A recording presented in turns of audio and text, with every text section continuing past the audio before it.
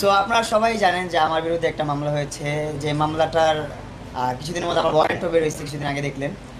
So এই বিষয়টা জানার আগে এই বিষয়টা নিয়ে পুরোপুরি কথা বলে আমার লয়ার আপু, বড় আপু যে আছে লিজা আপু, উনি কথা বলবে এটা নিয়ে।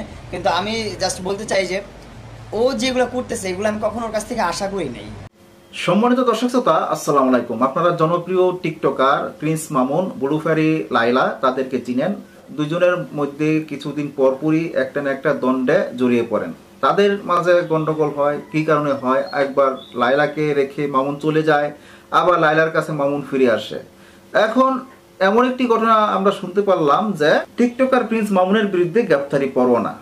এমন একটি ঘটনা শুনতে পেলাম যে টিকটকার মামুনের বিরুদ্ধে গ্রেফতারি পরোয়ানা। এখন গ্রেফতারি পরোয়ানা কিভাবে হলো? আবার তারা দুজন একসাথে এক বিছানায় থাকে, এর মধ্যে তার বিরুদ্ধে নাকি লাইলা একটা মামলা করেছে। সেই মামলাটা কেন করেছে, কি কারণ?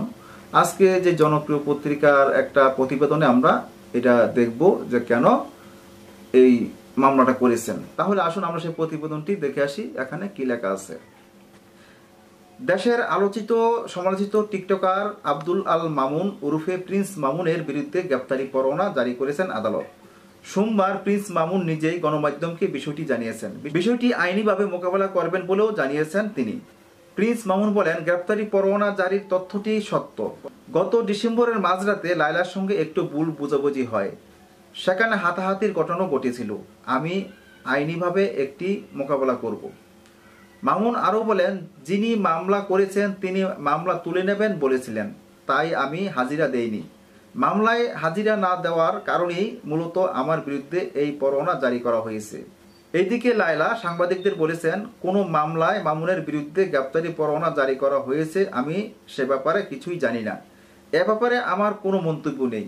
উল্লেখ্য, প্রিন্স মামুন ও লায়লা টিকটক ছাড়া বিভিন্ন সময় সামাজিক যোগাযোগ মাধ্যমেও আলোচনায় থাকেন।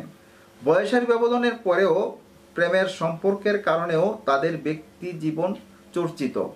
কিছুদিন আগেই ফেসবুকে পোস্ট করে লায়লা জানিয়েছিলেন তার সঙ্গে মামুনের আর কোনো সম্পর্ক নেই। আজকে সমর্থকতা মামলা মোকদ্দমা করাটা আসলে ঠিক না। এখানে তাদের যদি দুজনের মাঝে বনিবনাত না হয় তাহলে দুজন ভিন্নভাবে যার যারভাবে চলে যাওয়াই এটা ঠিক। যেহেতু লায়লা এবং মামুনের বয়সের ব্যবধান অনেক এবং তাদের মাঝে আবার আন্তরিকতা আছে, তাদের ভিডিও দেখলে মনে হয় তাদের মধ্যে যে ভালোবাসা আন্তরিকতা আছে, এমন ভালোবাসা আন্তরিকতা অন্যান্য সামাজিক বা সমাজে যারা বসবাস করে সাধারণ ফ্যামিলিতে নাও থাকতে পারে, নাই।